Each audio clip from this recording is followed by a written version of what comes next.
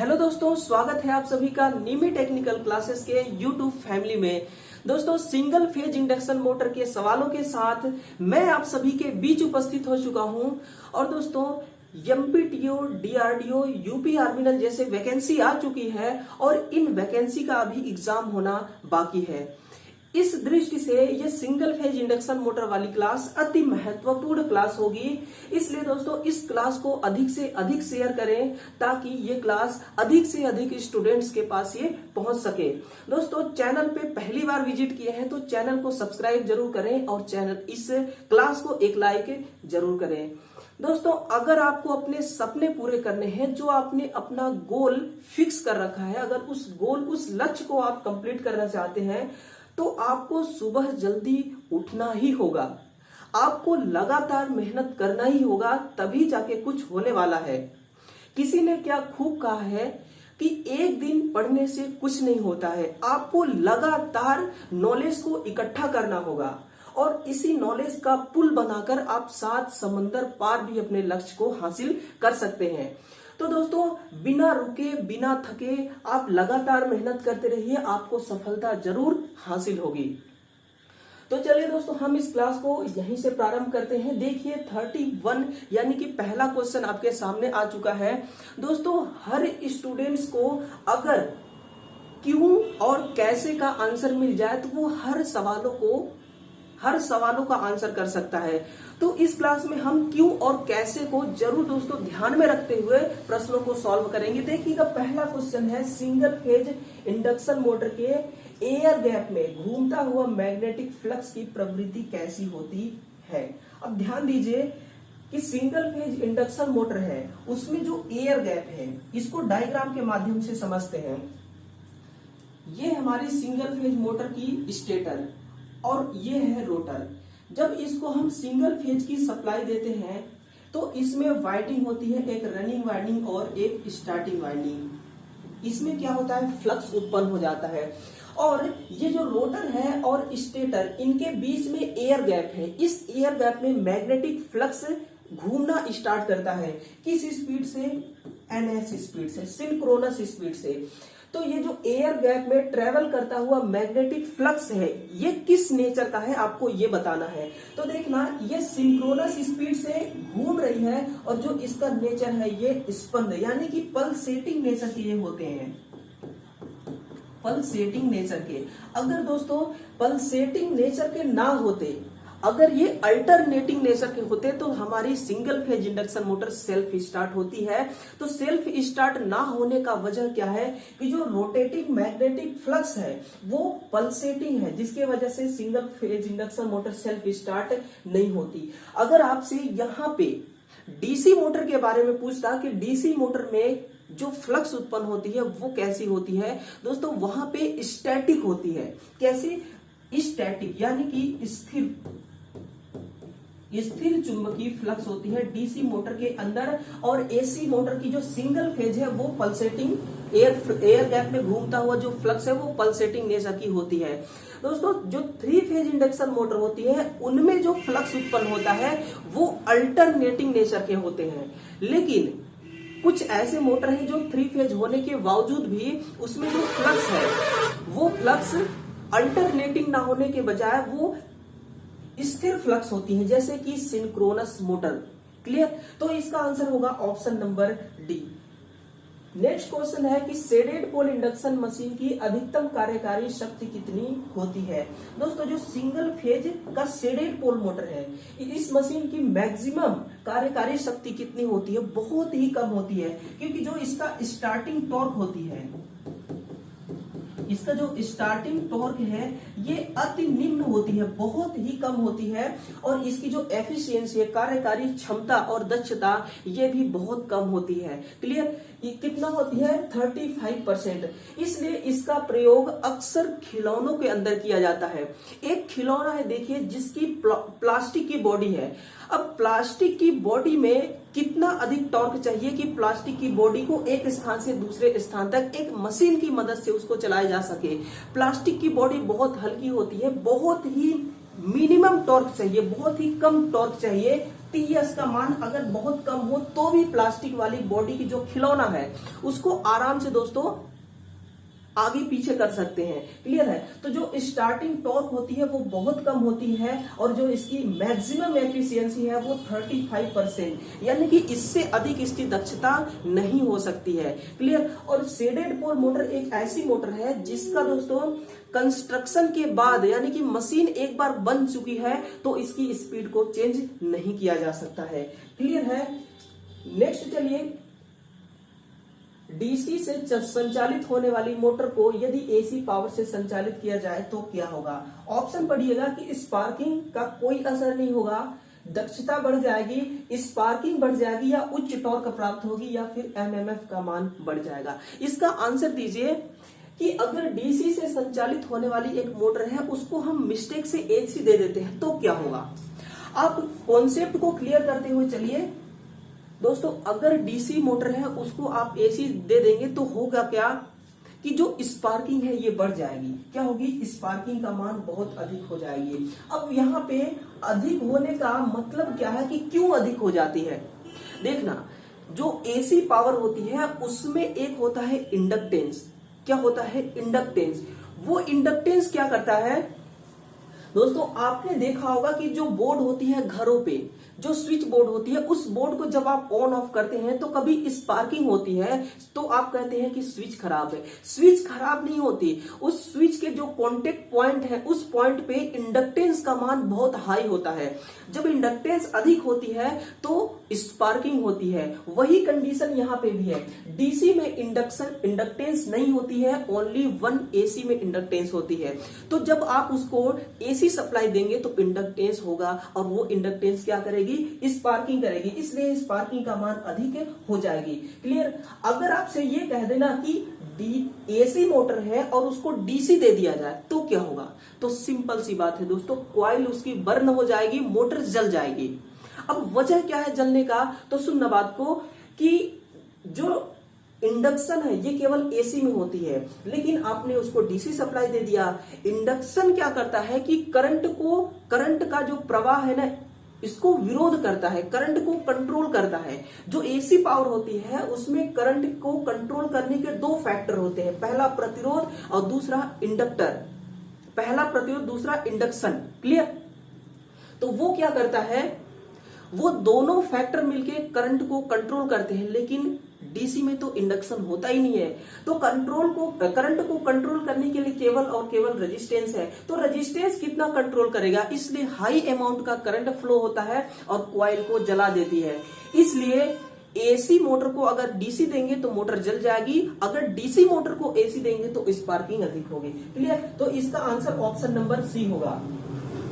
Next है कि एकल कला रिपल्सन मोटर में मैक्सिमम घूर्णन प्राप्त करने के लिए दोनों ब्रशों को किस एंगल पर रखना चाहिए? दोस्तों क्यों ना हम इस क्वेश्चन को पूरे डायग्राम, सर्किट डायग्राम के साथ समझने की कोशिश करें। देखिए, ये हमारी एक सिंगल फेज की मशीन, ये इसका स्टेटर पोल है, यहां पे है एन पोल और ये है एस पोल। इस पे क्या करेंगे हम? इस पे एक वाइंडिंग लपेटते हैं। इस प्रकार से इसमें एक वाइंडिंग लपेट दिया जाएगा और यहां पे भी दोस्तों एक वाइंडिंग होगी। अंदर ही अंदर हम एक वाइंडिंग को शॉर्ट कर देंगे और दोनों कॉइल से एक एक वायर निकाल के यहां से फेज और न्यूट्रल से इसको सप्लाई देंगे। अब सुनना, बीचों बीच यहां क्या होगा? तो यहां पे होगी हमारी रोटर,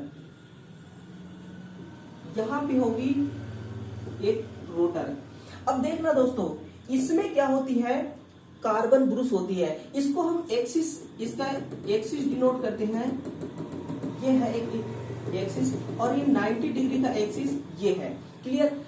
जब कार्बन ब्रुश को यहां पे रखेंगे और दूसरी कार्बन ब्रुश को यहां रखेंगे और इसको आपस में एक जम्फर तार की मदद से शॉर्ट कर देंगे। सुनना, जब जम्फर तार की मदद से इसको शॉर्ट कर देंगे तो जो कार्बन ब्रुश है, इन दोनों कार्बन ब्रुश का एंगल किस एंगल पे हो तो ये जो हमारी मोटर है ये मैक्सिमम घूर्णन करेगा, यानी कि हाई स्पीड से घूमेगी और मैक्सिमम टॉर्क उत्पन्न करेगी। तो सुनना, जब इसकी पोजीशन 45 डिग्री पे हो, यानी कि 45 डिग्री एंगल पे हो, यहाँ पे आप देख सकते हैं ये हमारी एक्सिस है, ये है एक्सिस। अब इसके यहाँ पे देखिए बीचों बीच कितना डिग्री है, 45 डिग्री। तो जब कार्बन ब्रुश दोनों 45 डिग्री के एंगल पे होते हैं तो उस समय मोटर हाई स्पीड से घूमती है और मैक्सिमम टॉर्क उत्पन्न करती है। क्लियर? ऑप्शन नंबर इसका सी करेक्ट होगा।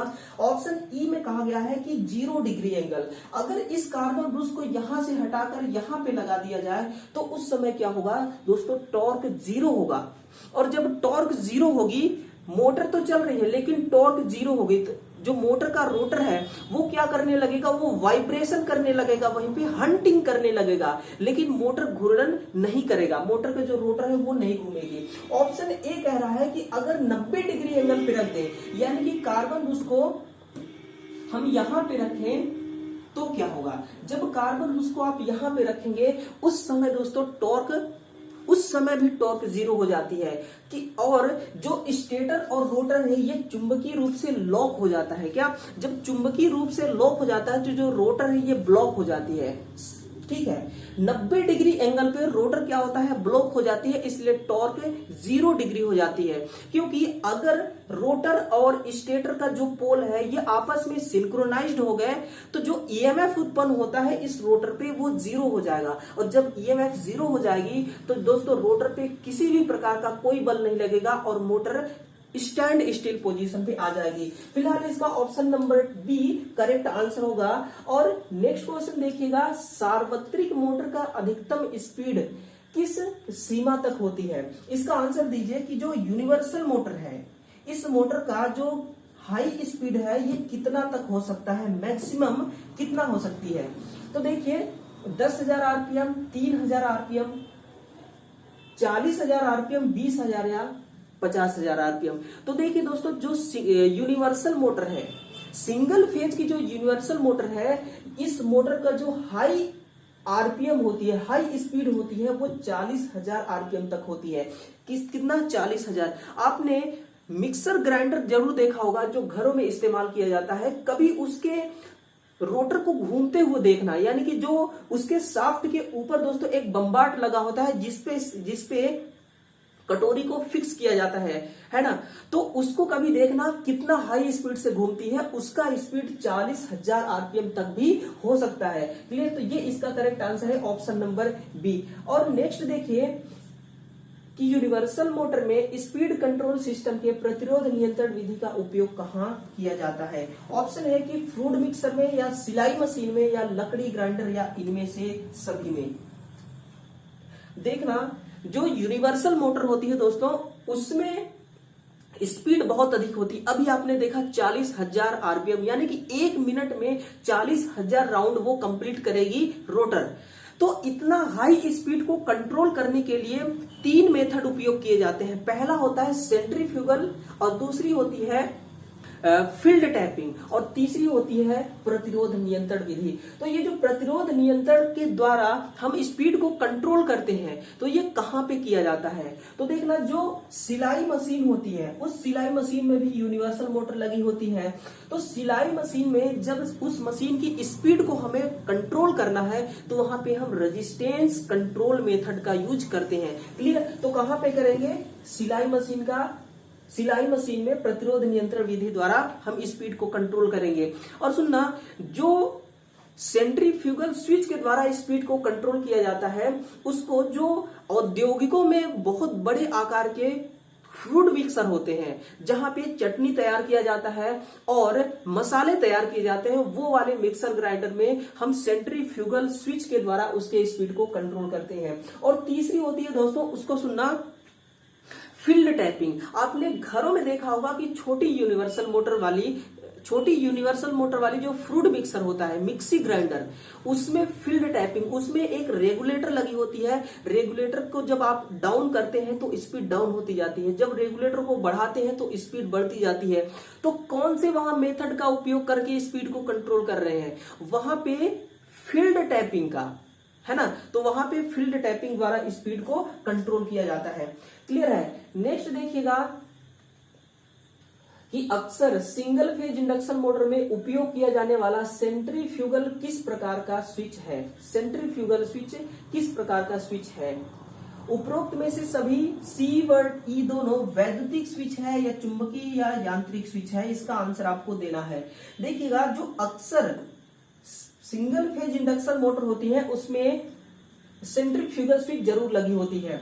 देखिए दोस्तों, यहाँ पे होती है हमारी स्टार्टिंग वाइंडिंग और इसी के सीरीज क्रम में कैपेसिटर लगा होता है। यहाँ पे होती है सेंट्रीफ्यूगल स्विच। क्लियर। यहाँ पे होती है सेंट्रीफ्यूगल स्विच और ये है हमारी रनिंग वाइंडिंग। यहाँ पे होती है रोटर।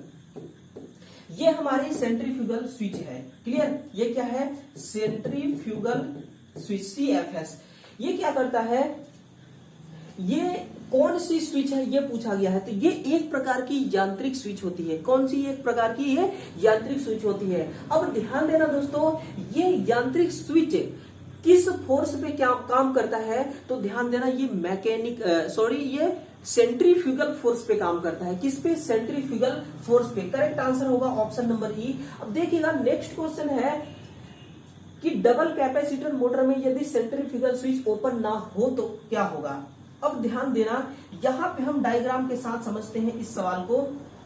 ये है आपकी स्टार्टिंग वाइंडिंग, इसके सीरीज में कैपेसिटर है और फिर यहाँ पे सेंट्रीफ्यूगल स्विच है। ये हमारी रनिंग वाइंडिंग, इस प्रकार से इसका सर्किट कंप्लीट होती है। ये है फेज, ये है न्यूट्रल और बीच में होगी रोटर। क्लियर। बीच में क्या है, रोटर। यहां पे क्या पूछा गया है कि सेंट्रीफ्यूगल स्विच ओपन ना हो तो क्या होगा।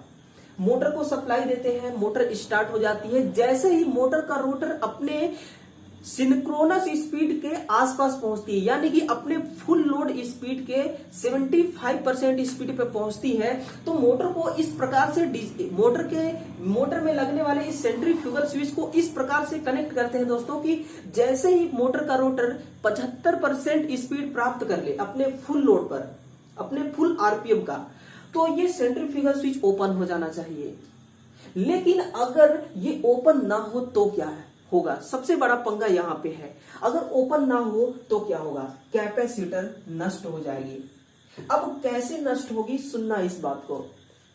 कैपेसिटर क्या होगी, नष्ट हो जाएगी। दोस्तों पहले आप इस सेंट्रीफ्यूगल स्विच के बारे में जानिए। ये है आपकी सेंट्रीफ्यूगल स्विच। सेंट्रीफ्यूगल एक इस प्रकार की स्विच होती है जो मैकेनिज्म पावर पे काम करती है। मैकेनिज्म फोर्स इस पे पड़ता है तो ही ये काम करती है। जब मोटर का रोटर 70 से 75% स्पीड को अचीव कर लेती है, उसी दौरान मोटर में अंदर ही अंदर एक दोस्तों सेंट्रीफ्यूगल फोर्स उत्पन्न होता है। वो फोर्स जाके इस स्विच पे अप्लाई होता है। सेंट्रीफ्यूगल स्विच और कुछ नहीं, एक स्प्रिंग होती है। आप इसके चारों तरफ देख रहे होंगे, यहाँ पे भी स्प्रिंग है, यहाँ पे भी स्प्रिंग है। यानी कि ये एक मैकेनिज्म स्विच है, इसमें इलेक्ट्रिकल वाला कोई पार्ट नहीं होता है। जब मोटर का रोटर 70 से 75% स्पीड प्राप्त कर लेती है तो एक सेंट्रीफ्यूगल फोर्स जनरेट होता है। वो फोर्स सीधे अप्लाई होता है इस सेंट्रीफ्यूगल स्विच में, जो कि ये जो स्प्रिंग है ये डिस्कनेक्ट हो जाती है। दोस्तों आप ध्यान देना, इस पे लगी हुई स्प्रिंग जब मोटर अपने स्पीड का 70 से 75% स्पीड प्राप्त कर लेती है तभी ये क्यों ओपन होती है, इससे पहले क्यों नहीं होती। ठीक है, तो इस कॉन्सेप्ट को यहां पे समझिए कि क्यों नहीं होती। अगर एक स्प्रिंग है, इस स्प्रिंग पे एक कागज का टुकड़ा बांध के लटका दिया जाए तो क्या होगा, स्प्रिंग पे कोई परिवर्तन होगा, बिल्कुल नहीं होगा। अगर उसी के स्थान पर एक लोहे का टुकड़ा लटकाया जाए स्प्रिंग में तो क्या परिवर्तन होगा, बिल्कुल, क्योंकि वो जो लोहे में जो फोर्स है वो फोर्स प्रभावित कर रही है, वो फोर्स अप्लाई हो रही है इस स्प्रिंग में, इसलिए स्प्रिंग क्या होगी, इस पे कोई ना कोई परिवर्तन जरूर होगा। बस वही फोर्स दोस्तों मोटर के रोटर से उत्पन्न होती है और इस पे अप्लाई होती है और ये स्प्रिंग क्या करता है, प्रभावित होता है और ये डिस्कनेक्ट हो जाती है। डिस्कनेक्ट होते ही ये कैपेसिटर और स्टार्टिंग वाइंडिंग को ये अलग कर देती है। क्लियर है। आपने डीसी मोटर का एक मोटर पढ़ा होगा, सीरीज मोटर। उसमें दोस्तों क्या होता है कि जब उसको अक्सर कहा जाता है कि कभी भी नो लोड पे उसको स्टार्ट नहीं करना चाहिए। पता है क्यों? वहां का दोस्तों यहाँ पे हम कॉन्सेप्ट को क्लियर करेंगे, सुनना बात को। ऐसा इसलिए कहा जाता है कि अगर उसको नो लोड पे आप स्टार्ट करेंगे तो जो इसकी स्पीड है वो अनंत हो जाएगी, और जो सेंट्रीफ्यूगल फोर्स है वो स्पीड पे ही निर्भर करता है। स्पीड जितना अधिक होगा सेंट्रीफ्यूगल फोर्स उतना ही भयानक उत्पन्न होगी, और वहां पे सेंट्रीफ्यूगल स्विच तो लगी नहीं होती है सीरीज मोटर में, इसलिए जो सेंट्रीफ्यूगल फोर्स उत्पन्न हो रहा है वो सीधे कहां अप्लाई होता है? सीरीज मोटर के आर्मेचर में, और आर्मेचर को उखाड़ के बाहर फेंक देता है। अगर वहां पे सेंट्रीफ्यूगल स्विच लगी होती तो वो बल कहां लगती? इस स्विच पे लगती, और आर्मेचर को कोई डैमेज नहीं होता। इसलिए दोस्तों वहां पे हमेशा कहा जाता है, हमेशा यही कहा जाता है कि सीरीज मोटर को कभी भी नो लोड पे स्टार्ट नहीं करना चाहिए। लेकिन इसको तो लोड पे स्टार्ट करो या नो लोड पे कोई फर्क नहीं पड़ता, क्योंकि इस पे सेंट्रीफ्यूगल स्विच लगा हुआ है। जो सेंट्रीफ्यूगल फोर्स उत्पन्न होगा वो आर्मेचर पे ना पड़ के इस स्विच पे पड़ेगी, ये स्विच डिस्कनेक्ट करने का काम करेगी। क्लियर? तो इसका आंसर दोस्तों कैपेसिटर नष्ट हो जाएगी, है ना। नेक्स्ट क्वेश्चन है कि डबल कैपेसिटर मोटर में यदि नेक्स्ट क्वेश्चन है कि सिंगल फेज मोटर बंद हो जाने पर सेंट्रीफ्यूगल स्विच पुनः स्टार्टिंग वाइंडिंग से कनेक्ट हो जाती है। यदि ऐसा ना हो तो क्या होगा? ठीक है, ऐसा अगर नहीं है तो क्या होगा? देखिएगा दोस्तों, ये है स्टार्टिंग वाइंडिंग और ये है कैपेसिटर, ये है हमारी सेंट्रीफ्यूगल स्विच। यहां पे रनिंग वाइंडिंग होती है। अब देखिए ये क्या करता है कि जैसे ही मोटर का रोटर 70% स्पीड से डाउन पे आती है फिर से ये कनेक्ट हो जाती है। यानी कि मोटर को हम बंद करते हैं तो फिर ये कनेक्ट हो जाती है। अगर ये कनेक्ट ना हो तो क्या होगा? अगर ये कनेक्ट ना हो तो क्या होगा दोस्तों? अगर ये अलग रहेगी ना, देखिए अगर ये कनेक्ट ना होगी यहां पे रहती है तो क्या होगी? ये सर्किट ही कंप्लीट नहीं हो पाएगी। सर्किट कंप्लीट नहीं हो पाएगी तो मोटर चालू ही नहीं होगी। क्या होगी? मोटर चालू ही नहीं होगी। ऑप्शन नंबर सी है इसका करेक्ट आंसर कि सिंगल फेज मोटर बंद हो जाने पर सेंट्रीफ्यूगल स्विच पुनः स्टार्टिंग वाइंडिंग से कनेक्ट हो जाती है। अगर ऐसा नहीं होता तो क्या होगा? मोटर चालू ही नहीं होगी, क्योंकि सर्किट ही नहीं कंप्लीट होगी, करंट का प्रवाह ही नहीं होगा, जिससे ना तो फैराडे लॉ काम करेगा और ना ही लेंज लॉ काम करेगा। क्लियर है? चलिए, तो नेक्स्ट है कि सिंगल फेज स्टेपर प्रेरण मोटर में प्रति स्टेप एंगल का मान कितना होगा?